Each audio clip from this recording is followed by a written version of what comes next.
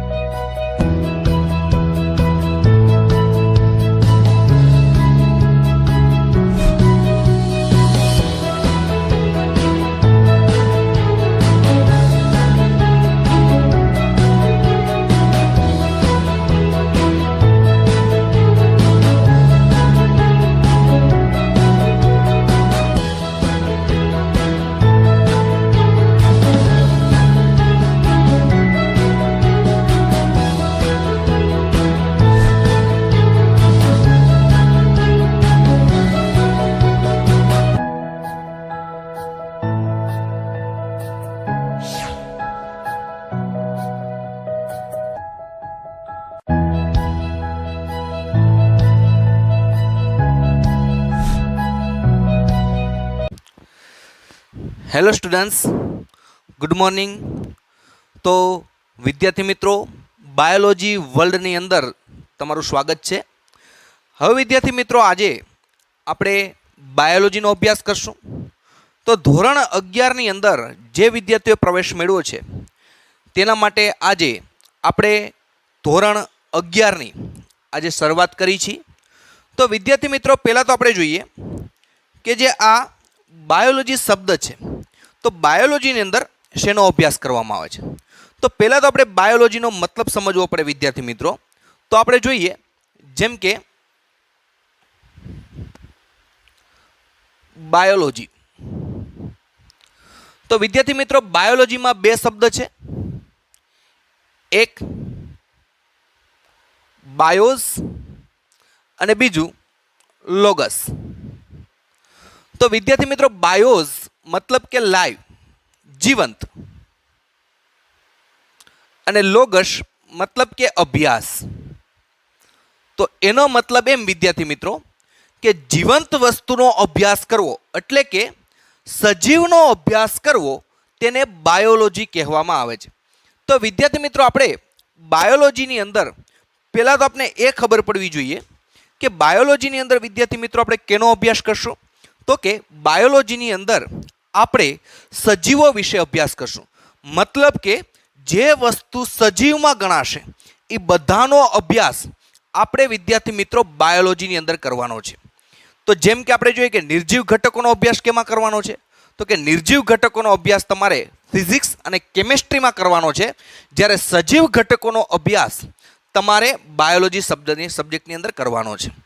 તો વિદ્યાર્થી મિત્રો, બાયોલોજીની અંદર આપણે જોઈએ કે જે સૌ પ્રથમ અગત્યનું ચેપ્ટર છે કે જે આપણે કહી શકીએ કે બાયોલોજીના પાયાનું ચેપ્ટર કહી શકાય। અને આ ચેપ્ટર જો આપણે બરોબર ગ્રહણ કરી તો આ ચેપ્ટરમાંથી આપણે સારામાં સારું બાયોલોજી ઉપર પકડ મેળવી શકીએ। અને બીજા નંબરમાં કે આ ચેપ્ટરની અંદર જે પણ વર્ડ્સનો ઉપયોગ થશે એ બધા જ વર્ડ્સને તમારે પ્રોપરલી સમજવા જરૂરી છે, કારણ કે આ બધા વર્ડ્સ એવા હશે કે જે તમારે ધોરણ 12 પૂરું થશે ત્યાં સુધી આ શબ્દોનું સતત રિપીટેશન થયા કરશે।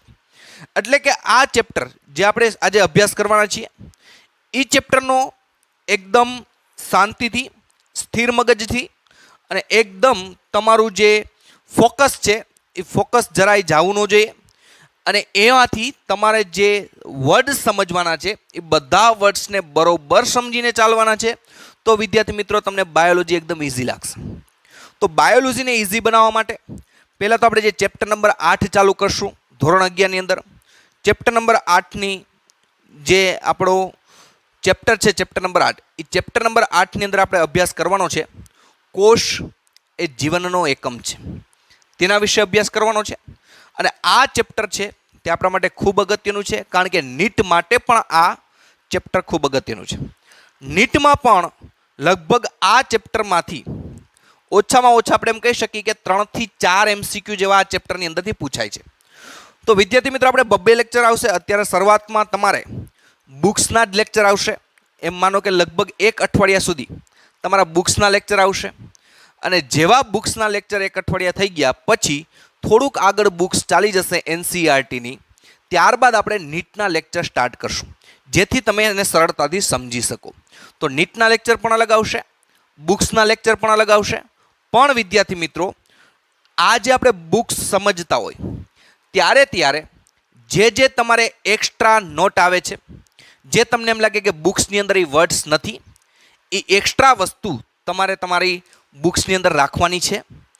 આપણે જ્યારે આ ચેપ્ટર સ્ટાર્ટ કરીએ છીએ ત્યારે જે બોર્ડ વર્ક હોય એ બોર્ડ વર્ક માટે તમારે એક ફેર બુક બનાવવાની છે. એ ફેર બુકમાં તમારે એ બધા શબ્દો આવી જવા જોઈએ જેનો આપણે અભ્યાસ કરવાના છીએ. એટલે કે જે બુક્સની અંદર અમુક વર્ડ્સ નહીં હોય એવા વર્ડ્સ તમારે બુક્સની અંદર લખી નાખવાના છે, જે આપણે એક્સ્ટ્રા નોંધમાં લખતા હોય. અને સાથે સાથે આપણે નીટના લેક્ચર તો અલગ આવવાના જ છે. તો વિદ્યાર્થી મિત્રો, આ ચેપ્ટરની શરૂઆત કરી તો બરોબર અહીં ધ્યાન રાખજો, ક્યાંય પણ તમારી મિસ્ટેક ન થાય, ક્યાંય પણ આપણાથી ભૂલ ન થાય, અને એકદમ શાંતિથી અને વ્યવસ્થિત આપણે આ ચેપ્ટર સમજવાનું છે. તો વિદ્યાર્થી મિત્રો, આપણે જોઈએ કે આપણું જે ચેપ્ટર નંબર 8 છે ધોરણ 11ની અંદર, ચેપ્ટર નંબર 8 કોષ જીવનનો એકમ.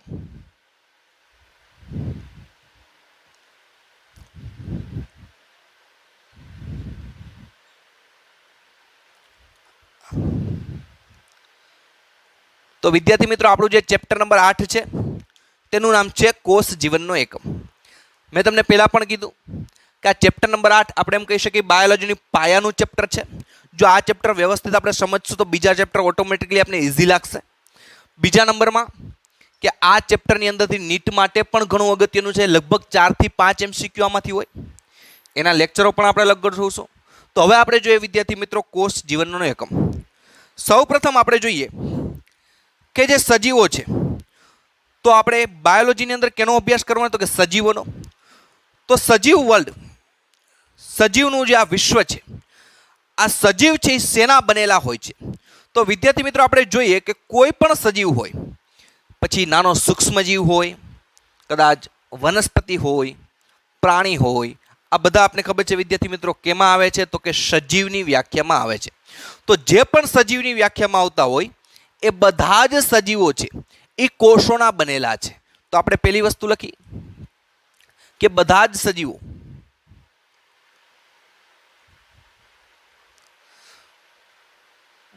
સજીવો કોષોના બનેલા છે.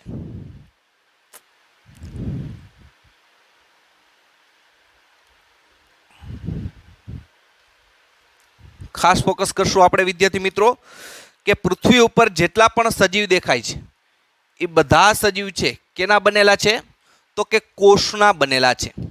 તો વિદ્યાર્થી મિત્રો, આપણા મગજમાં એક શબ્દ આવે કે આ કોષ શું છે?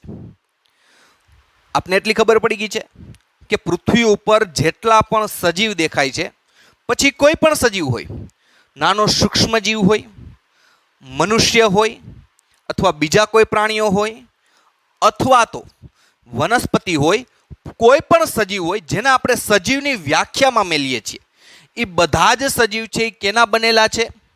તો કે વિદ્યાર્થી મિત્રો, બધા જ સજીવ છે કોષના બનેલા છે. તો આપણા મગજમાં ક્વેશ્ચન થાય કે ભાઈ આ કોષ શું છે? તો એક સામાન્ય ઉદાહરણ આપણે લઈએ વિદ્યાર્થી મિત્રો. તમે બધાએ કદાચ ફેર એન્ડ હેન્ડસમની એડવર્ટાઇઝ જોઈ હશે. તો આ જે ફેર એન્ડ હેન્ડસમની એડવર્ટાઇઝ જોવો છો ત્યારે એની અંદર જ્યારે ક્રીમ છે એના ચહેરા ઉપર લગાડે છે ત્યારે ચહેરા ઉપર કેમેરો ફોકસ કરે છે. અને ચહેરા ઉપર જ્યારે કેમેરો ફોકસ કરવામાં આવે છે ત્યારે એને સૂક્ષ્મદર્શક યંત્ર વડે જોતા એમાં તમને આવા ગોળ ગોળ આ રીતના રાઉન્ડ દેખાશે. આ રીતના તમે જોયું હશે, આ રીતની ગોળ ગોળ રચનાઓ જોવા મળશે. આ ગોળ ગોળ રચનાઓ જે જોવા મળી સૂક્ષ્મદર્શક યંત્ર વડે ચહેરામાં, એ બધાને શું નામ આપી દીધું? કોષ એવું નામ આપી દીધું. આ ઉપરાંત વિદ્યાર્થી મિત્રો હજી નો ખ્યાલ આવે તો જેમ કે આપણે જોઈએ છીએ જોઈ ક્રીમની એડવર્ટાઇઝ તમે જોઈએ છે, બોડી લોશન જોઈ. તો એ જોઈ છે જ્યારે અહીંયા હાથ ઉપર લગાડે છે ત્યારે એ હાથ ઉપર જોઈ લગાડે છે ત્યારે આપણે જોઈએ કે એક ચમકીલો ભાગ દેખાય છે. એ ચમકીલા ભાગમાં તમને આવી કંઈક આકૃતિઓ દેખાય છે,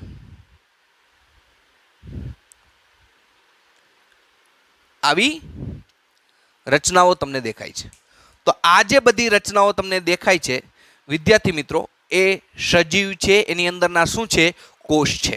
એટલે એનો મતલબ એમ વિદ્યાર્થી મિત્રો કે જે પણ સજીવો બનેલા છે એ સજીવ છે, જે સજીવની વ્યાખ્યામાં આવે છે એ બધા જ સજીવ છે એ કેના બનેલા છે?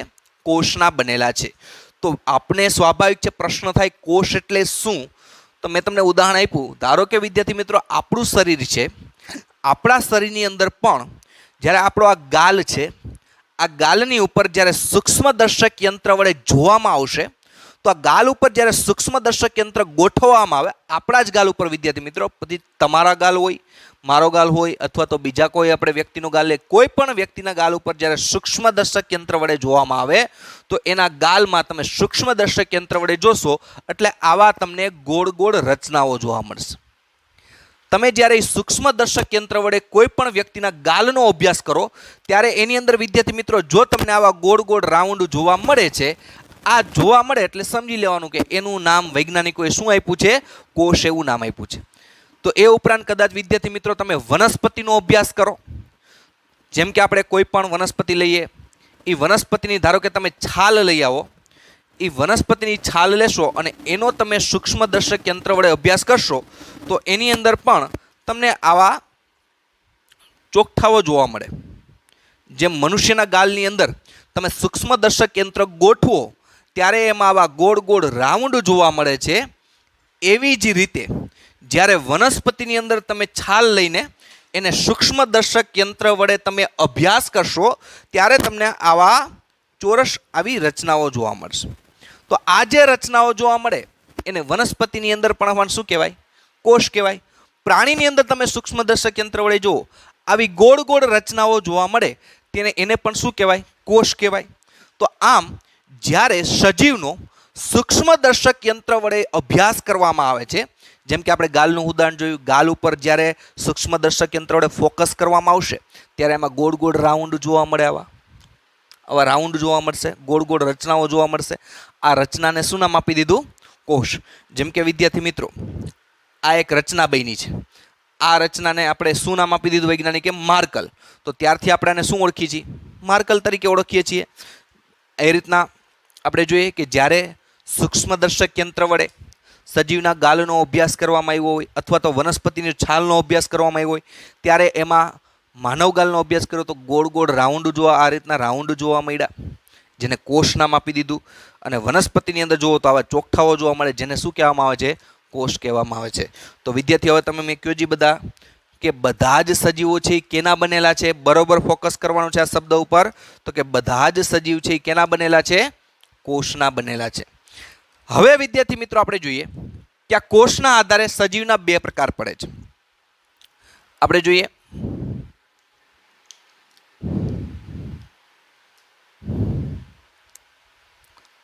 કોષના આધારે સજીવના પ્રકારો. કોષના આધારે જે સજીવના પ્રકારો પડે છે વિદ્યાર્થી મિત્રો તેનો આપણે અભ્યાસ કરીએ તો કોષના આધારે સજીવના બે પ્રકાર પડે છે. ક્યાં ક્યાં બે પ્રકાર પડે છે પહેલા આપણે એ જોઈએ. ક્યાં બે પ્રકારો પડે છે? તો કે એક કોષીય સજીવ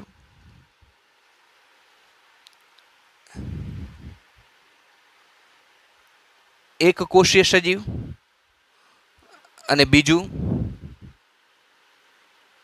બહુકોષીય સજીવ. તો વિદ્યાર્થી મિત્રો આપને પૂછે કે ભાઈ કોષના આધારે, હવે આપને ખબર છે કે પૃથ્વી ઉપર જેટલા પણ સજીવ દેખાય છે, જે સજીવની વ્યાખ્યામાં આવે છે એ બધા જ સજીવ છે કેના બનેલા છે? કોષના બનેલા છે. તો આપણે જોઈએ કોષની રચના. કોષના આધારે સજીવના કેટલા પ્રકાર પડ્યા છે? તો કે ભાઈ કોષના આધારે સજીવના બે પ્રકાર પડ્યા છે. તો સજીવના બે પ્રકારો ક્યાં ક્યાં? તો આપણે જોઈએ કે એક છે એક કોષીય સજીવ અને બીજું છે બહુકોષીય સજીવ. તો હવે વિદ્યાર્થી મિત્રો આપણા મગજમાં ક્વેશ્ચન થાય કે એક કોષીય સજીવ કેને કહેવાય અને બહુકોષીય સજીવ કેને કહેવાય? તો આપણે જોઈએ વિદ્યાર્થી મિત્રો કે જે સજીવ, કોઈ પણ સજીવ હોય, આપણે જોઈએ કે જે સજીવ માત્ર એક જ કોષનો બનેલો હોય, માત્ર એક જ કોષનો બનેલો હોય,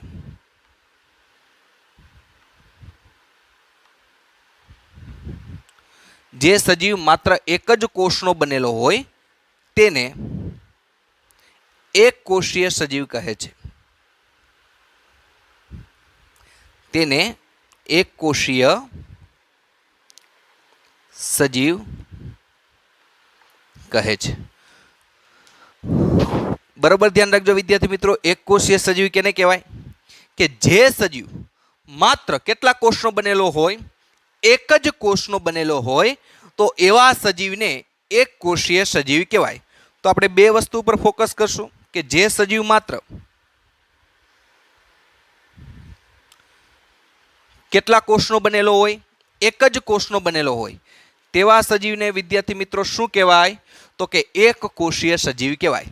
તો આના આપણે ઉદાહરણો લેવા હોય તો આપણે ઉદાહરણો લઈએ. દાખલા તરીકે અમીબા, એ ઉપરાંત પેરામિશિયમ,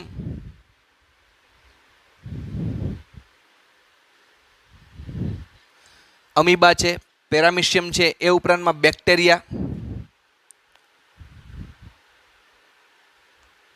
જેને આપણે કયા તરીકે ઓળખીએ છીએ? જીવાણુ, બેક્ટેરિયા. આ બધા સજીવ એવા છે વિદ્યાર્થી મિત્રો કે જે માત્ર એક જ કોષના બનેલા છે. તો આપણે જોઈએ વિદ્યાર્થી મિત્રો, ફરીથી રિપીટેશન કરી થોડુંક સમજી કે કોષના આધારે સજીવના બે પ્રકાર પડ્યા છે. ક્યાં ક્યાં બે પ્રકાર? તો કે એક કોષીય સજીવ અને બીજું બહુકોષીય સજીવ. તો એક કોષીય સજીવ કેને કહેવાય? કે જે સજીવ માત્ર એક જ કોષનો બનેલો હોય, માત્ર એના આખા શરીર છે, એના શરીરમાં માત્ર કેટલો કોષ હશે? એક જ કોષ હોય, તેવા સજીવને એક કોષીય સજીવ કહેવાય. તો એક કોષીય સજીવ આપણે કહીએ કે ભાઈ એવા ઉદાહરણો ક્યાં કે છે જે એક કોષીય સજીવમાં આવે? તો કે અમીબા સજીવ છે, આ તમે ધોરણ 10માં પણ શીખી ગયા છો. પેરામિશિયમ છે, બેક્ટેરિયા છે, જીવાણુ છે, આ બધા કેવા સજીવ છે? એક કોષીય સજીવ કહેવાય. એક્ઝામ્પલ તરીકે લઈએ વિદ્યાર્થી મિત્રો, આપણે જોઈએ તો આપણે જોઈએ કે અમીબા, તો આપણે અમીબા દોરીએ. આપણે અમીબા જોઈએ, કારણ કે અમીબાનો આકાર કેવો હોય વિદ્યાર્થી મિત્રો? અનિયમિત. અનિયમિત એટલે કે એનો કોઈ ચોક્કસ આકાર ન હોય, એટલે અમીબાનો આકાર છે અનિયમિત કહેવાય. તો આ અમીબા સજીવ છે. કયો સજીવ છે? અમીબા.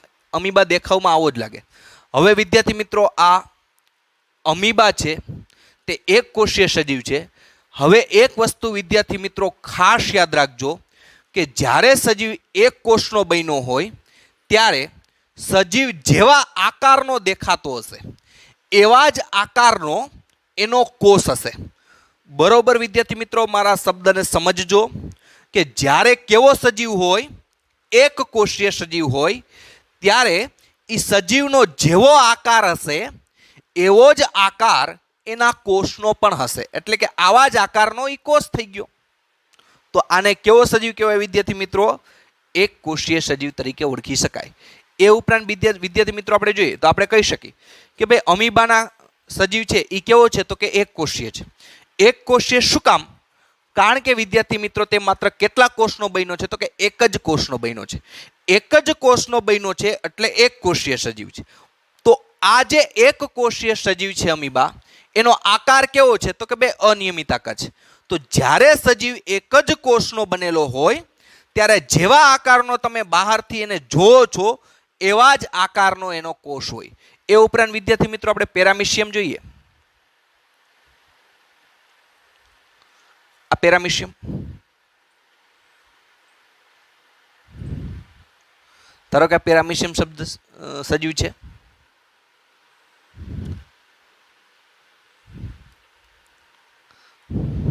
પેરામિશિયમ સજીવ છે. તો પેરામિશિયમ પણ સજીવ છે, આવા જ આકારનો સજીવ દેખાય. તો હવે વિદ્યાર્થી મિત્રો તમે મને કહો જી કે આ પેરામિશિયમ છે પહેલા તો એક કોષીય છે કે બહુકોષીય? હજી આપણે એક કોષીય સમજ્યા છે, એટલે કે કેવો સજીવ છે? એક કોષીય છે. તો પેરામિશિયમ એક કોષીય સજીવ છે એનો મતલબ શું થાય વિદ્યાર્થી મિત્રો? તો કે તે એક જ કોષનો બનેલો હોય, અને જ્યારે સજીવ એક કોષનો બનેલો હોય ત્યારે જેવા આકારનો સજીવ દેખાતો હોય તો વિદ્યાર્થી મિત્રો અમીબા તમને કેવા આકારનો દેખાય છે? જોઈ શકો છો અનિયમિત આકાર જેવો છે. તેનો કોષ પણ એવા જ આકારનો હોય. એવી રીતે પેરામિશિયમ છે તે પણ એક કોષીય સજીવ છે. તો પેરામિશિયમનો વિદ્યાર્થી મિત્રો તમને જેવો આકાર દેખાય છે એવા જ આકારનો એનો કોષ હોય. શું કામ? કારણ કે એક જ કોષનો બનેલો છે એટલા માટે. તો એ ઉપરાંત વિદ્યાર્થી મિત્રો આપણે બેક્ટેરિયા જોઈએ. તો આપણે જોઈએ બેક્ટેરિયા, જેને આપણે જીવાણુ તરીકે પણ ઓળખીએ છીએ. તો બેક્ટેરિયા ઘણા આકારના હોય, જેમ કે આવા દંડ જેવો આકાર પણ હોય. આ ઉપરાંતમાં આપણે જોઈએ કે ગોળ બેક્ટેરિયા પણ હોય, ગોળાકાર પણ હોય. એ ઉપરાંત આવો વિબ્રિયો આકાર પણ હોય, આ રીતના. તો એનો મતલબ એમ વિદ્યાર્થી મિત્રો, પહેલા તો બેક્ટેરિયા છે એ કેવા છે? તો કે એક જ કોષના બનેલા છે. એટલે કેવા સજીવ કહેવાય? એક કોષીય. તો એનો મતલબ એમ કે જ્યારે એક કોષીય સજીવ હોય ત્યારે જેવા આકારનો સજીવ દેખાતો હશે એવા જ આકારનો એનો કોષ હશે. તો આપણે જોઈએ કે આ બેક્ટેરિયા સજીવ છે, આ બેક્ટેરિયા છે, એનો આકાર કેવો છે? તો કે આવો દંડ જેવો. તેનો કોષ પણ કેવો હોય? દંડ જેવા આકારનો. હવે આ બીજો બેક્ટેરિયા છે, એનો આકાર કેવો છે? ગોળ છે. તો એક કોષનો બનેલો છે એટલે એનો કોષ પણ કેવો હોય? ગોળ હોય. આ ત્રીજો આપણે આકાર જોઈએ વિબ્રિયો આકાર આને કહેવાય. તો આપણે જોઈએ કે આ બેક્ટેરિયા છે વિબ્રિય આકારનો છે, તેનો કોષ પણ કેવો હોય? વિબ્રિય આકારનો. તો આ રીતના વિદ્યાર્થી મિત્રો કોષ એટલે આપણે કહી શકીએ એક કોષીય સજીવ કેને કહેવાય?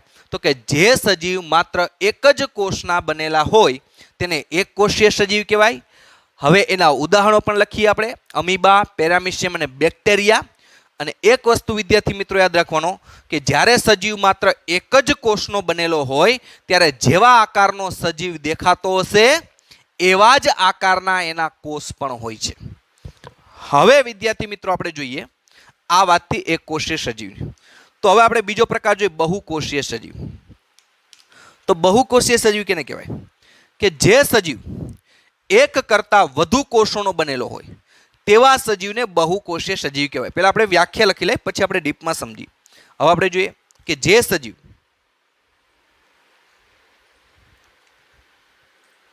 એક કરતા વધુ કોષોનો બનેલો હોય, એક કરતા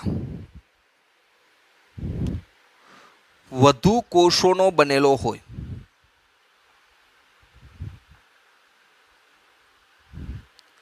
ત્યારે તેને બહુકોષીય સજીવ કહે છે. ત્યારે તેને બહુકોષીય સજીવ કહે છે. તો આપણે જોઈએ વિદ્યાર્થી મિત્રો કે બહુકોષીય સજીવ કેને કહેવાય? કે જ્યારે સજીવો છે એક કરતા વધુ કોષોના બનેલા હોય ત્યારે તેને બહુકોષીય સજીવ કહેવાય. તો આ વસ્તુ પર આપણે અંડરલાઈન કરવાની કે જે સજીવ એક કરતા કેવા હોય છે? વધુ કોષોના બનેલા હોય ત્યારે એવા સજીવને કેવા સજીવ કહેવાય? બહુકોષીય સજીવ કહેવાય. એક કરતા વધુ. તો એક કોષીય સજીવમાં શું હતું વિદ્યાર્થી મિત્રો? તો કે જે સજીવ માત્ર એક જ કોષનો બનેલો હતો તેને એક કોષીય સજીવ. અને એક કોષીય સજીવમાં એક વસ્તુ યાદ રાખવાની કે જેવા આકારનો સજીવ દેખાતો હશે એવા જ આકારનો એનો કોષ હોય. જેમ કે અમીબા છે જેવા આકારનો દેખાતો હતો એવા આકારનો એનો કોષ હતો. પેરામિશિયમ છે જેવા આકારનો દેખાતો હતો એવા જ આકારનો એનો કોષ હતો. બેક્ટેરિયા છે તો એનો દંડ જેવો આકાર હતો, એ બેક્ટેરિયાનો કોષ પણ કેવો હોય? દંડ જેવો જ હોય. આ દંડ જેવો આકાર થયો. જે બેક્ટેરિયાનો આકાર ગોળ હતો એનો કોષ પણ કેવો હોય? ગોળ હોય. અને જે બેક્ટેરિયાનો આકાર વિબ્રિયો આકાર હતો તેનો કોષ પણ કેવો હોય? વિબ્રિયો આકાર જેવો જ હોય. કારણ કે એક જ કોષના બનેલા. હવે બહુકોષીય સજીવમાં શું હોય વિદ્યાર્થી મિત્રો? તો કે બહુકોષીય સજીવમાં જે સજીવ એક કરતા વધુ કોષોના બનેલા હોય તેને બહુકોષીય સજીવ કહેવાય. એક્ઝામ્પલ તરીકે લઈ શકીએ. દાખલા તરીકે મનુષ્ય, આપણું જ ઉદાહરણ લઈ. તો વિદ્યાર્થી મિત્રો આપણી પુખ્ત વયે બરાબર છે, આપણે 13-14 વર્ષ હોય એટલે આપણી પુખ્ત વય કહેવાય. આપણા શરીરની અંદર કોષોની સંખ્યા કેટલી હોય? એક્ઝામ્પલ તરીકે લઈએ 10⁻14 જેટલા આપણા શરીરની અંદર પુખ્ત વયે આપણા શરીરની અંદર કોષો હોય. દાખલા તરીકે મનુષ્ય કીધું છે તો તો મનુષ્યની અંદર કોષોની સંખ્યા કેટલી છે? 10^14. તો આપણે લખી બાજુમાં વિદ્યાર્થી મિત્રો કે પુખ્ત વયે મનુષ્યમાં કોષની સંખ્યા 10^14 જેટલી હોય છે. આની ઉપર વિદ્યાર્થી મિત્રો આપણે ફોકસ કરશું, કારણ કે આ શબ્દ આપણી બુક્સની અંદર હશે નહીં. બરાબર છે? આવી બધી વસ્તુ છે આપણા નીટ માટે ઉપયોગી થતી હોય, એટલે આવી બધી વસ્તુ પર ધ્યાન રાખવાનું છે વિદ્યાર્થી મિત્રો આપણે. તો બહુકોષીય સજીવ છે, તો જ્યારે સજીવ એક કરતાં વધુ કોષોના બનેલા હોય ત્યારે એને બહુકોષીય કહેવાય. ઉદાહરણ તરીકે આપણે કેનું લીધું? મનુષ્ય. તો આ રીતના વિદ્યાર્થી મિત્રો વનસ્પતિ છે એ પણ મોટાભાગની બહુકોષીય છે. આ ઉપરાંત પ્રાણીઓ અલગ અલગ, જેમ કે સિંહ લ્યો, વાઘ લ્યો, દીપડા લ્યો, કોઈ પણ સજીવ લ્યો જે પ્રાણીની વ્યાખ્યામાં આવે છે, માછલીઓ લ્યો, તે પણ બધા કેવા છે? બહુકોષીય સજીવ છે, કારણ કે એક કરતાં વધુ કોષોના બનેલા છે. અને મનુષ્યની વાત કરી તો મનુષ્ય પણ બહુકોષીય સજીવ છે. શું કામ? કારણ કે મનુષ્યની અંદર પુખ્ત વયે કેટલા કોષ હોય? 10^14. એટલે વિદ્યાર્થી મિત્રો તમે જુઓ કે જ્યારે આપણે શરૂઆત કરી હતી કે જ્યારે આપણા ગાલ ઉપર સૂક્ષ્મદર્શક યંત્ર વડે ફોકસ કરવામાં આવે છે ત્યારે આવા ગોળ ગોળ રાઉન્ડ જેટલા વિસ્તાર ઉપર આપણે સૂક્ષ્મદર્શક યંત્ર રાખ્યું હશે એટલા વિસ્તારમાં આપણે ઘણા બધા આવા ગોળ ગોળ રાઉન્ડ જોવા મળે. શું કામ? કારણ કે સજીવ છે, મનુષ્ય છે, એ કેવો હતો? બહુકોષીય હતો. એક કરતાં વધુ કોષો ભેગા થઈને આપણું શરીર બન્યું છે, એટલે વિદ્યાર્થી મિત્રો એને બહુકોષીય સજીવ કહેવાય. તો ભાઈ આપને પ્રશ્ન પૂછાય નીટની અંદર કદાચ કે ભાઈ મનુષ્યની અંદર પુખ્ત વયે કોષોની સંખ્યા કેટલી હોય? તો કે 10^14 જેટલા કોષો ભેગા થઈને આપણું શરીર બન્યું હોય. 10^14 એટલે વિદ્યાર્થી મિત્રો ગણોજી, એકમ, દશક, 100, 1000, 10,000, લાખ, 10 લાખ, કરોડ, 10 કરોડ, અબજ, 10 અબજ. હવે અબજ આપણે 12 ગણ્યા તા તો આપણે 10 અબજે પૂગી ગયા છીએ. લગભગ ખર્વ જેટલી સંખ્યામાં, ખૂબ જાજી સંખ્યામાં આપણા શરીરની અંદર કોષો હોય અને આટલા બધા કોષો ભેગા થઈને એક આપણું આ શરીર બન્યું છે. એટલા માટે વિદ્યાર્થી મિત્રો આપણે કેવા સજીવ કહેવાય? બહુકોષીય સજીવ કહેવાય. તો વિદ્યાર્થી મિત્રો તમે પરફેક્ટલી સમજી ગયા હશો કે બહુકોષીય સજીવ કેને કહેવાય? કે જે સજીવ એક કરતાં વધુ કોષોનો બનેલો છે તેને બહુકોષીય સજીવ કહેવાય. એટલે કે તેમાં દાખલા તરીકે આપણે લઈએ મનુષ્ય, તો આપણે નીટ માટે યાદ રાખ લેવાનું કે લગભગ 10^14 જેટલું શું હોય છે? મનુષ્યની અંદર કોષોની સંખ્યા હોય છે. તો વિદ્યાર્થી મિત્રો આપને એમ થાય કે આ જે બહુકોષીય સજીવ છે એમાં આટલા બધા કોષ છે, તો આટલા બધા કોષ કઈ રીતે અસ્તિત્વમાં આવ્યા, કઈ રીતે બન્યા તેનું આપણે જોઈએ. તો પહેલા આપણે વિદ્યાર્થી મિત્રો આપણે સમજી કે આ જે બહુકોષીય સજીવ હોય, ખાસ યાદ રાખજો આપણે એક કોષીય સજીવની વાત નથી કરતા, આપણે વાત કરી છે બહુકોષીય સજીવ. બહુકોષીય સજીવ છે તેમના જીવનની શરૂઆત યુગ્મનજથી થાય છે. આપણે લખી બહુકોષીય સજીવ તેમના જીવનની શરૂઆત, જે સજીવ બહુકોષીય છે તેના જીવનની શરૂઆત શેનાથી થાય છે? યુગ્મનજથી થાય છે.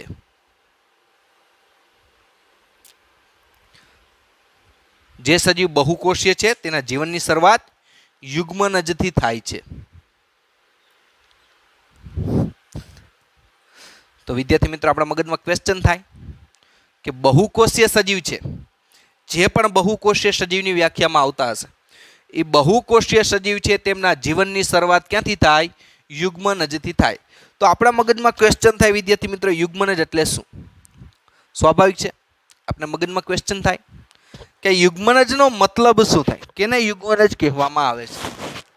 તો એના માટે વિદ્યાર્થી મિત્રો આપણે જોઈએ કે યુગ્મનજ કેને કહેવામાં આવે. તો પહેલા તો તમે ધોરણ 10માં શીખી ગયા છો કે શુક્રકોષ અને અંડકોષ આ બંને જોઈન્ટ થાય, એટલે કે એ ઘટનાને ફલન કહેવાય. અને ફલનના કારણે માતાના ગર્ભની અંદર જે પહેલો કોષ બને જેને યુગ્મનજ કહેવાય. જોઈએ આપણે કઈ રીતે. પહેલી વસ્તુ, બહુકોષીય સજીવ, એક કરતાં જે વધુ કોષોના બનેલા છે એ બધા સજીવને બહુકોષીય સજીવ કહેવાય. એનું ઉદાહરણ પણ જોયું. હવે જે બહુકોષીય સજીવ છે તેના જીવનની શરૂઆત ક્યાંથી થાય છે? યુગ્મનજથી થાય છે. તો યુગ્મનજમાં કેને કહેવામાં આવે? તો વિદ્યાર્થી મિત્રો આપણે એક્ઝામ્પલ તરીકે લઈએ, માનો કે આપણે જોઈએ કે જે નરજન્યુ છે, એટલે આપણે જોઈએ નરજન્યુ પ્લસ માદાજન્યુ. તો આપણે જોઈએ નરજન્યુ અને માદાજન્યુ. આ નરજન્યુ તરીકે શુક્રકોષ હોય અને માદાજન્યુ તરીકે અંડકોષ હોય. આપણે બંનેની આકૃતિ પણ દોરીએ એટલે આપણે ખ્યાલ આવે. માનો કે શુક્રકોષ અને આ અંડકોષ. બરોબર ધ્યાન રાખજો વિદ્યાર્થી મિત્રો. પહેલા તો આનું નામ પડ્યું નરજન્યુ. હવે એક વસ્તુ પહેલા આપણે જન્યુ શબ્દ સમજી કે જન્યુઓ કેને કહેવામાં. તો તમે વિદ્યાર્થી મિત્રો ધોરણ 10 ની અંદર પણ અભ્યાસ કર્યો છે કે આ શુક્રકોષ છે, આ અંડકોષ છે. તો આ શુક્રકોષ હોય, અંડકોષ હોય, એ બધાને જન્યુઓ કહેવાય. બરોબર યાદ રાખજો વિદ્યાર્થી મિત્રો. એનું નામ શું પડ્યું છે? જન્યુઓ પડ્યું છે. આપણે એવું ત્યાં નોંધ કરી નાખી કે આ જે શુક્રકોષ હોય અથવા બીજું શું હોય તો કે અંડકોષ હોય. તો આ શુક્રકોષ છે, અંડકોષ છે, આ બેને શું કહેવાય તો કે આ બેને જન્યુ કહેવાય. શું કહેવાય? જન્યુ કહેવાય. બરોબર યાદ રાખજો વિદ્યાર્થી મિત્રો. જન્યુ કેને કહેવાય? ફરીથી રિપીટ કરું છું. તમે જે શુક્રકોષ જોવો છો, અંડકોષ આપણે જોયો તો તમે 10માં અભ્યાસ કરી જ ચૂક્યા છો. તો આ શુક્રકોષ છે, અંડકોષ છે, આ બે કોષોને કેવા કહેવાય? જન્યુ કહેવાય. શુક્રકોષ કેવો હોય એ પણ દોર્યો છે, અંડકોષ દેખાવમાં કેવો હોય તે પણ આપણે દોર્યો છે. તો આ શુક્રકોષ અને અંડકોષ આ બેને જન્યુઓ કહેવાય. પણ શુક્રકોષ છે કેમાં ઉત્પન્ન થાય? સ્ત્રીમાં કે પુરુષમાં? તો કે ભાઈ પુરુષની અંદર.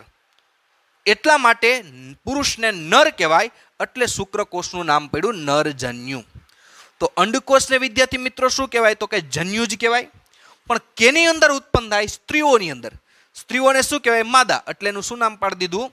માદાજન્યુ. તો હવે વિદ્યાર્થી મિત્રો તમે પરફેક્ટલી સમજી ગયા છો કે નરજન્યુ કેને કહેવાય, જન્યુઓ કેને કહેવાય વિદ્યાર્થી મિત્રો? તો કે જે શુક્રકોષ અને અંડકોષ છે, જે તમે ધોરણ 10માં અભ્યાસ ઓલરેડી કરી ચૂક્યા છો. તો આ જે શુક્રકોષ છે, અંડકોષ છે, આને જન્યુઓ કહેવાય. અને આ જે જન્યુઓ છે જેમાં ઉત્પન્ન થતા હોય તેના આધારે તેનું નામ પાડ્યું. તો શુક્રકોષ છે એ જન્યુ છે, નામ એનું જન્યુ પાડ્યું છે.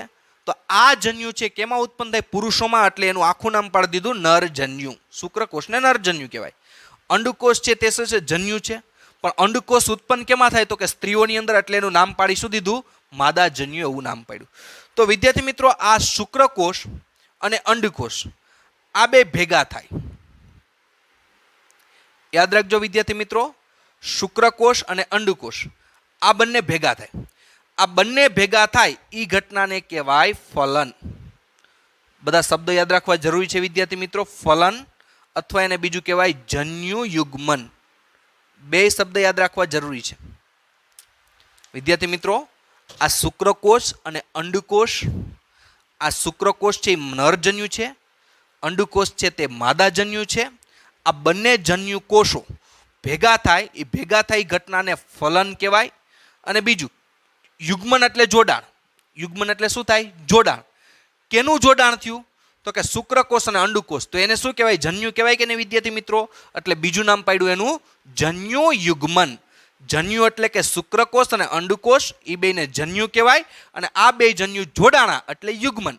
એટલે એનું બીજું નામ કહેવાય. આ શુક્રકોષ ને અંડકોષ જે જોડાય એને બે નામથી ઓળખાય. એક જન્યુ યુગ્મન પણ કહેવાય અને બીજું શું કહેવાય?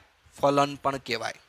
હવે વિદ્યાર્થી મિત્રો આ જે ફલનની ઘટના થાય એના કારણે માતાના ગર્ભાશયની અંદર, બરોબર સમજો વિદ્યાર્થી મિત્રો, માતાનું જે ગર્ભાશય છે એ ગર્ભાશયની અંદર પ્રથમ કોષ બને. બે જોડાઈને આ પ્રથમ કોષ બને. માતાના ગર્ભાશયની અંદર કહું છું.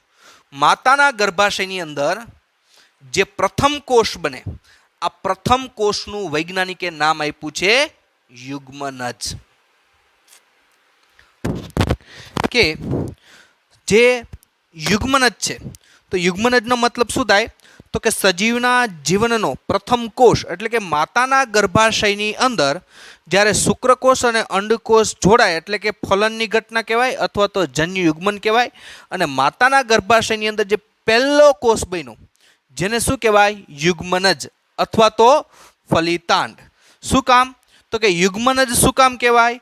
તો કે યુગ્મન એટલે કે જોડાવું. શું? તો કે જન્યો જોડાઈને રચના બની છે એટલે એને યુગ્મનજ કહેવાય. અથવા તો ફલિતાંડ એટલે કહેવાય કે ફલનની ઘટનાના કારણે નિર્માણ પામ્યું એટલે એને ફલિતાંડ કહેવાય. તો વિદ્યાર્થી મિત્રો, આપને કદાચ નીટની અંદર એમસીક્યુ પૂછાય કે જે બહુકોષીય સજીવ છે, બરોબર સમજો, હું વાત કરું છું બહુકોષીય સજીવ. તો બહુકોષીય સજીવના જીવનની શરૂઆત ક્યાંથી થાય? તો કે પેલા કોષથી. અને આ પેલા કોષનું નામ શું છે? તો કે યુગ્મનજ. એટલે ઓપ્શનમાં વિદ્યાર્થી મિત્રો આપણે લખવું પડે કે બહુકોષીય સજીવના જીવનની શરૂઆત છે તે યુગ્મનજથી થાય છે. હવે વિદ્યાર્થી મિત્રો આપણે જોઈએ બીજું કે જીવનની શરૂઆત યુગ્મનજથી થાય છે. હવે આ જે યુગ્મનજ છે તો એક કોષમાંથી, મનુષ્યની વાત કરી તો 10⁴ જેટલા કોષ. તો આ એક કોષમાંથી આટલા બધા કોષ બને છે કઈ રીતે? તો વિદ્યાર્થી મિત્રો આપણે જોઈએ કે આટલા બધા કોષ બની જાય તો યુગ્મનજમાં એક પ્રક્રિયા થાય. કઈ? તો કે કોષ વિભાજનની. તો આપણે જોઈએ કે યુગ્મનજમાં એટલે કે બહુકોષીય સજીવમાં યુગ્મનજમાં કઈ પ્રક્રિયા થાય? કોષ વિભાજન. વિદ્યાર્થી મિત્રો, કઈ પ્રક્રિયા થાય છે? કોષ વિભાજનની પ્રક્રિયા થાય છે. તો સ્વાભાવિક છે આપને ક્વેશ્ચન થાય કે કોષ વિભાજન એટલે શું? તો વિદ્યાર્થી મિત્રો, આ એક કોષ છે, કયો છે? જેને આપણે શું નામ આપ્યું? યુગ્મનજ. બરોબર, અહીં ધ્યાન રાખીએ કે માનો કે આપણે એક યુગ્મનજ દોર્યો હતો, પ્રથમ કોષ. આ યુગ્મનજને આપણે અહીં દોરી. હવે આ જે યુગ્મનજ છે, પ્રથમ કોષ છે, તેમાં જેમ કે કઈ રીતે? તો કે કોષ વિભાજન થાય, એકમાંથી બે કોષ બને. આપણે જોઈએ આ એકમાંથી બે બન્યા, આ બેમાંથી 4 કોષ બને, આ 4માંથી કેટલા બને? 8 કોષ બને. આ 4માંથી કેટલા બને? 8 કોષ બને. તો આમ 1માંથી 2, 2માંથી 4, 4માંથી 8, 8માંથી 16, 16માંથી 32, એમ કોષોની સંખ્યા જે ડબલ થાય એ ઘટનાને કહેવાય વિદ્યાર્થી મિત્રો કોષ વિભાજન. બરોબર સમજો. આ પ્રથમ જીવનનો એટલે કે સૂક્ષ્મ આપણે જોઈએ કે બહુકોષીય સજીવ છે, તેના જીવનનો પ્રથમ કોષ હતો, એમાં કોષ વિભાજન થાય એટલે 1માંથી 2, 2માંથી 4, 4માંથી 8, 8માંથી 16 એમ કોષોની સંખ્યા વધે. એ ઘટનાને શું કહેવાય? કોષ વિભાજન કહેવાય. તો વિદ્યાર્થી મિત્રો યાદ રાખવાનું, બહુકોષીય સજીવોમાં યુગ્મનજમાં કઈ ઘટના બને? કોષ વિભાજન. તો કોષ વિભાજનમાં શું થાય? તો કે કોષોનો જથ્થો વધે. તો આપણે કોષોનો જથ્થો વધારીએ.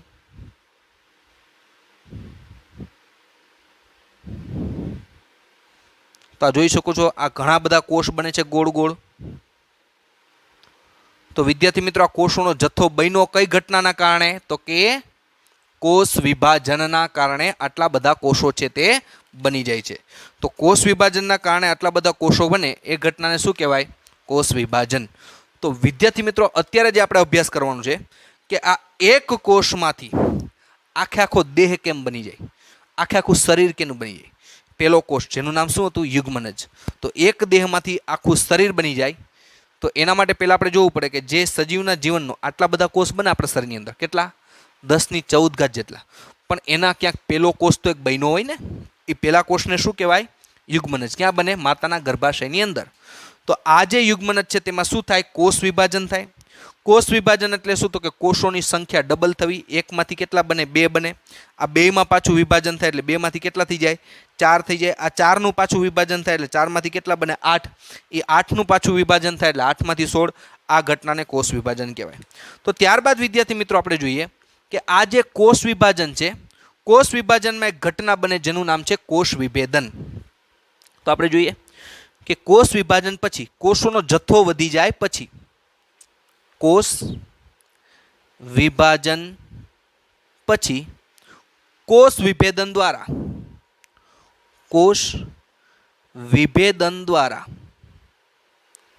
પેશી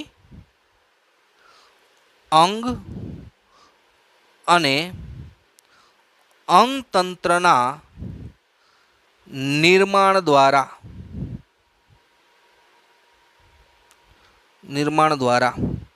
સજીવ દેહનું નિર્માણ થાય છે. સજીવ દેહનું નિર્માણ થાય છે મતલબ કે આખે આખો સજીવ દેહ છે તે બની જાય છે. તો વિદ્યાર્થી મિત્રો આપણે અહીં જોઈએ કે કોષ વિભાજનની પ્રક્રિયા દ્વારા પૂર્ણ થઈ જાય તો કોષ વિભાજન થઈ ગયું એટલે આપણી પાસે કોષોનો જથ્થો વધી ગયો. પછી એક ઘટના ચાલુ થાય, એનું નામ શું છે વિદ્યાર્થી મિત્રો? કોષ વિભેદન. બરોબર, જ્યાં હું હાઇલાઇટ કરું છું જે વસ્તુની તમારે પણ કરવાની છે તો એને કોષ વિભેદનની ઘટના થાય. તો કોષ વિભેદન શું થાય? તો કે તેમાંથી કોષોમાંથી પેશી બને, પેશીમાંથી અંગ બને અને અંગતંત્રનું નિર્માણ થાય એટલે સજીવ દેહનું નિર્માણ થઈ જાય. તો કોષોમાંથી અંગ બનવું, પેશી બનવી એટલે તો કોષો હોય તો કોષો ભેગા થઈને પેશી બનાવે. જેમ કે એક પ્રકારનું પેશી એટલે કે કોષો ભેગા થઈને એક સંપુટ બનાવે. જેમ કે આપણે જોઈએ આ વિદ્યાર્થી મિત્રો 5 કોષો છે. આ 5 કોષો ભેગા થઈને માનો કે આ એક પેશી બની, આ બીજા 5 કોષો ભેગા થઈને માનો કે આ બીજી પેશી બની, આ માનો કે વચ્ચે આ 4 કોષો ભેગા થઈને ત્રીજી પેશી બની, માનો કે આ ચોથી પેશી બની, આ કઈ બની ગઈ? 5મી પેશી બની. તો આ રીતે કોષો ભેગા થઈને શું બનાવે? પેશી બનાવે. તો પેશી એટલે કાંઈ નહીં, થોડા કોષો ભેગા થઈને આખે આખું સંપુટ બન્યું. આ સંપુટને વિદ્યાર્થી મિત્રો પેશી એવું નામ આપ્યું છે એટલે એને પેશી કહેવાય. એટલે કે કોષો ભેગા થઈને શું બનાવે? પેશી બનાવે. તો વિદ્યાર્થી મિત્રો આપણે ગણી, આપણી પાસે કોષોનો જથ્થો વધી ગયો હતો. કઈ ઘટનાને કારણે આપણી પાસે કોષોનો જથ્થો વધ્યો હતો? તો કે કોષ વિભાજનના કારણે. કોષ વિભાજન એટલે 1 માંથી 2, 2 માંથી 4, 4 માંથી 8, 8 માંથી 16 અને કોષ વિભાજન કહેવાય. અને કોષો ભેગા થઈને શું બન્યું વિદ્યાર્થી મિત્રો? તો કે પેશી બની. પેશી એટલે કોષો ભેગા થઈને પેશી બનાવે. એક્ઝામ્પલ તરીકે લઈએ, આ એક પેશી, આ બીજી પેશી, આ ત્રીજી, આ ચોથી, આ 5મી, 5 પેશી બની. હવે વિદ્યાર્થી મિત્રો પેશી ભેગી થઈને શું બનાવે? અંગ બનાવે. આપણે જોઈએ, આપણે રેડ કલરથી લઈએ આપણે ખ્યાલ આવે. માનો કે આ 2 પેશી આપણે ભેગી કરી,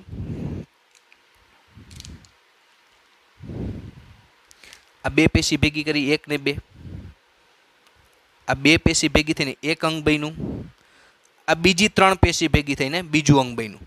તો કોષો ભેગા થઈને પેશી, પેશી ભેગી થઈને શું બનાવે? અંગ.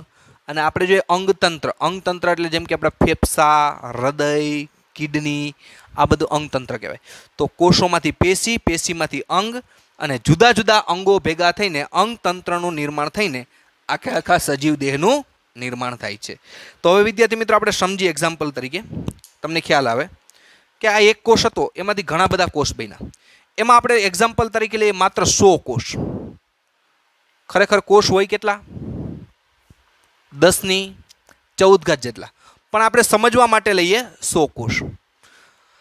100 કોષની સંખ્યા છે તો દરેક કોષનું કામ વિદ્યાર્થી મિત્રો એક સરખું હોતું નથી. કારણ કે આપણા શરીરની અંદર દરેક કોષ છે, આપણું શરીર તો ઘણા બધા કોષોનું બનેલું છે. કેટલા કોષોનું? 10⁻14 જેટલા આવા કોષ છે. પણ દરેક કોષનું કામ એક સરખું ન હોય. કેમ? તો આપણે જાણી છીએ દરેક કોષનું કામ એક સરખું હોય વિદ્યાર્થી મિત્રો? તો કે નહીં. તો કે દરેક કોષનું કામ જુદું જુદું હોય. જેમ કે અમુક કોષોનું કામ હાથ બનાવવાનું હોય, અમુક કોષોનું કામ પગ બનાવવાનું હોય, અમુક કોષોનું કામ મુખ બનાવવાનું હોય. એટલે દરેક કોષનું કાર્ય કેવું હોય? અલગ અલગ હોય. જે કોષોનું કામ સરખું હશે એવા કોષો ભેગા થઈને પેશી બનાવે. તો આપણે એક્ઝામ્પલ તરીકે 100 કોષ છે આપણી પાસે, એમાંથી 30 કોષ એવું છે જેનું કામ શું છે?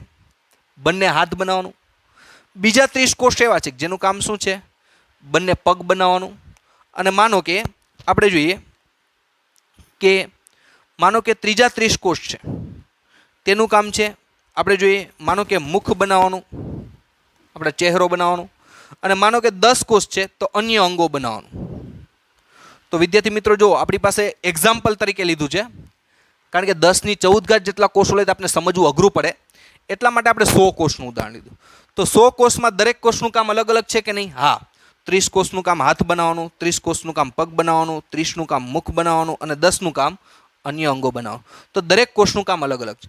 જે કોષોનું કામ સરખું હોય એવા કોષો ભેગા થઈને પેશી બનાવશે. તો तो આપણે 30 કોષ લઈએ, હાથ બનાવવાનો, બંને હાથ બનાવો. તો પહેલા આપણે કોષમાંથી પેશી જોઈએ. માનો કે આ 5 કોષ છે, 3 4 5. નીચે બીજા 5 કોષ દોરીએ.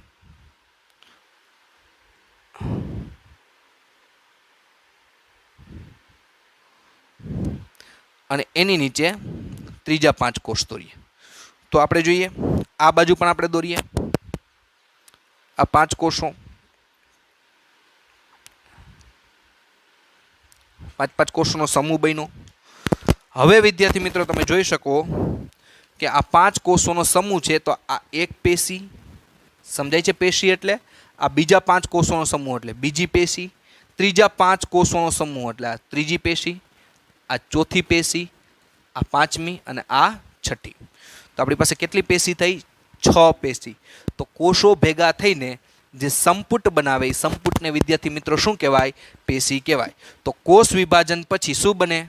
પેશી બને. પેશી એટલે કે કોષોનો સમૂહ ભેગો થઈને સંપુટ જેવી રચના કરે ને પેશી કહેવાય. હવે વિદ્યાર્થી મિત્રો આ પેશીમાંથી અંગ બને. આપણે ક્યાં 30 કોષો લીધા છે? હાથના. તો માનો કે આ 3 પેશી ભેગી થઈને જમણો હાથ બનાવ્યો.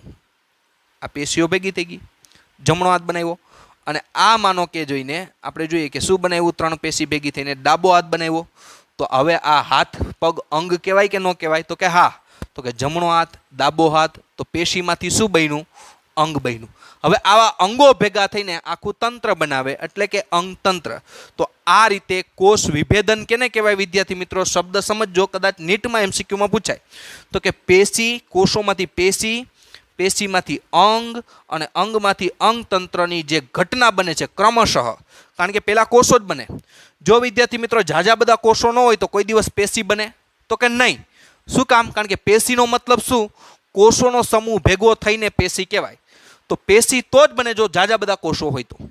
તો પેશી ન હોય તો પેશી ભેગી થઈને જ શું બને છે? અંગ. તો પેશી ન હોય તો અંગ ન બને. તો આ રીતના પહેલા કોષ વિભાજન થાય યુગ્મનજમાં, આ ક્રમ નિશ્ચિત હોય. કોષ વિભાજન પછી કઈ ઘટના થાય? તો કે કોષ વિભેદન થાય. તો હવે આપને સમજાઈ ગયો છે. કોષ વિભેદન એટલે શું? તો કે કોષોનો સમૂહ બની ગયા પછી કોષોમાંથી પેશીઓ બને, પેશીમાંથી અંગ બને અને અંગો ભેગા થઈને અંગતંત્ર નિર્માણ થઈને આખો દેહ બની જાય. આમ 2 હાથ, 2 પગ, મુખ, આપણા અન્ય અંગો બધા ભેગા થઈને આખું શું બની જાય? દેહ બની જાય. તો વિદ્યાર્થી મિત્રો તમે વિચાર કરો, આ આટલું બધું આપણું અંગ આખું બની ગયું. આ બધા કોષો છે એ બન્યા કયા કોષોમાંથી? પ્રથમ કોષમાંથી બન્યા હતા, જેનું નામ શું હતું? યુગ્મનજ. યુગ્મનજમાં શું થયું? આટલા બધા કોષો બન્યા અને પછી એમાંથી પેશી બની, અંગ બની અને અંગતંત્ર બન્યું. તો વિદ્યાર્થી મિત્રો હવે તમને ખબર પડી ગઈ હશે કે જે બહુકોષીય સજીવ હોય એના જીવનની શરૂઆત ક્યાંથી થાય? યુગ્મનજથી થાય. આ પ્રથમ કોષથી થાય. પછી આટલા બધા કોષ બને. તો યુગ્મનજ એટલે શું? તો કે સજીવના જીવનનો પ્રથમ કોષ જે માતાના ગર્ભાશયની અંદર. વિદ્યાર્થી મિત્રો તમારું જે આખું શરીર છે એની અંદર પણ 10⁻14 જેટલા કોષો છે. મારું શરીર છે તો મારા શરીરની અંદર પણ 10⁻14 જેટલા કોષ છે. પણ તમારું શરીર અને મારું શરીર બન્યું એ પહેલાં તમારા માતાની અંદર ગર્ભાશયની અંદર અને મારી માતાના ગર્ભાશયની અંદર જે પહેલો કોષ બન્યો હતો, આ એક કોષમાંથી આપણે આખા બની ગયા છીએ. તો એક કોષમાંથી આખો સજીવ દેહ કેમ બની ગયો? તો કે આ એક કોષ હતું જેનું નામ શું હતું? યુગ્મનજ. તો તમારા જીવનની શરૂઆત એ યુગ્મનજથી થઈ, મારા જીવનની શરૂઆત પણ યુગ્મનજથી થઈ. કારણ કે આપણે બધા બહુકોષીય સજીવ છીએ. તો સજીવના જીવનની શરૂઆત યુગ્મનજથી થાય. પણ કેવા કોષમાં? કેવા સજીવમાં? બહુકોષીય સજીવમાં. તો આ રીતના તે સજીવના જીવનની શરૂઆત થાય અને તેમાં યુગ્મનજમાં કોષ વિભાજન થાય, કોષોનો જથ્થો વધે. કોષ વિભાજન એટલે 1માંથી 2, 2માંથી 4, 4માંથી 8 કોષોની સંખ્યા વધે અને પછી કોષોમાંથી પેશી બને, અંગ બને અને અંગતંત્ર બને. આ ઘટના છે તેને શું કહેવાય? કોષ વિભેદન. અને આખો સજીવ દેહ બની જાય છે. તો વિદ્યાર્થી મિત્રો આ તમારે સમજવું જરૂરી હતું. હજી આપણે ચેપ્ટરનો એટલો બધો અભ્યાસ નથી કર્યો ચાલુ, પણ આ તમારી ફેરબુક બનાવવાની છે. આ ફેરબુકની અંદર તમામ બોર્ડ વર્ક તમારે લખી લેવાનું છે. જ્યાં તમને એમ લાગે મારે આકૃતિની જરૂર પડશે ત્યાં તમારે આકૃતિઓ દોરવાની છે અને આ ફેરબુક તમારે સાચવવાની છે, જેથી તમને વાંચવામાં અને સમજવામાં બંનેમાં સરળતા રહે. વિદ્યાર્થી મિત્રો હજી કહું છું, આમાં કાંઈ પણ તમને હજી કાંઈ ડાઉટ લાગતો હોય તો મને પર્સનલી કોલ કરજો અને કોલ કરીને હું તમને હજી પણ આમાં એવું તમને લાગતું હોય તો સરળતાથી સમજી શકાશે. ક્યાંય તમને ડાઉટ થતો હોય તો તમે ગમે ત્યારે કોલ કરી શકો છો. તો આ રચના થઈ જેનો તમારે સંપૂર્ણ અભ્યાસ કરવો જરૂરી છે. તો વિદ્યાર્થી મિત્રો આજના ટોપિકમાં આપણે આટલું જ રાખશું. પણ આને બરોબર સમજવાનું છે। બધા સજીવ કેના બનેલા છે? કોષોના બનેલા છે। એક કોષીય સજીવ કેને કહેવાય? બહુકોષીય સજીવ કેને કહેવાય? યુગ્મનજ એટલે શું? ફલન અને જન્યુ યુગ્મનનો મતલબ શું થાય? યુગ્મનજમાં કઈ પ્રક્રિયા થાય? પણ બહુકોષીય સજીવ હોય તો। એક કોષીય સજીવની વાત નથી કરતા, બહુકોષીય સજીવ હોય તેના જીવનની શરૂઆત યુગ્મનજથી થાય। યુગ્મનજમાં કઈ ઘટના બને? તો કે કોષ વિભાજન। તો કોષ વિભાજનનો મતલબ શું થાય? કોષ વિભાજન પછી કઈ પ્રક્રિયા થાય? કોષ વિભેદન। તો કે કોષ વિભેદન એટલે શું? કોષોમાંથી શું બને? પેશી બને। પેશીમાંથી શું બને? અંગ બને અને આખું અંગતંત્ર બને। તો આ ઘટનાને કોષ વિભેદન કહેવાય। કોષ વિભેદન દ્વારા શું થાય? સજીવ દેહનું નિર્માણ થાય છે। તો આ વિદ્યાર્થી મિત્રો તમારા બુક્સની અંદર સાચવીને રાખજો, જેથી તમને ઉપયોગી બને। અને વિદ્યાર્થી મિત્રો, જો આ બધા તમને વસ્તુ સમજાણી હશે તો તમને નેક્સ્ટ લેક્ચરની અંદર વધુ મજા આવશે, વધુ સમજવાનું મજા આવશે। તો કે વિદ્યાર્થી મિત્રો, અહીં સુધી રાખી, થેન્ક યુ।